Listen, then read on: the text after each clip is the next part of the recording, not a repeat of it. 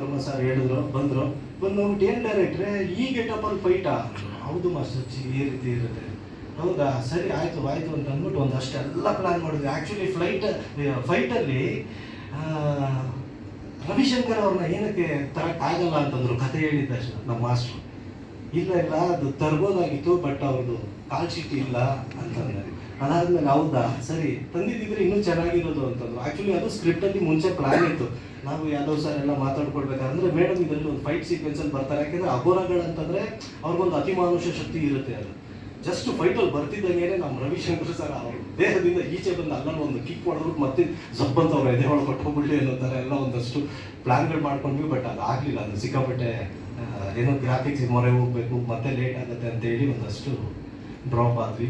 ಇನ್ನು ನಮ್ಮ ರಮೇಶ್ ಸರ್ ಬಗ್ಗೆ ಹೇಳಬೇಕು ಅಂದರೆ ಅದೇ ನಾನು ಮಾತಾಡ್ತಾ ಇದ್ರೆ ಎಲ್ರಿಗೂ ನಿದ್ದೆ ಬರೋಲ್ಲ, ಎಲ್ಲ ಆಕಳಿಸ್ತಾ ಇದ್ದಾರೆ ಸರ್. ದಯವಿಟ್ಟು ನೀವು ಮಾತಾಡಿ ಮತ್ತೆ ನಾನು ಆಮೇಲೆ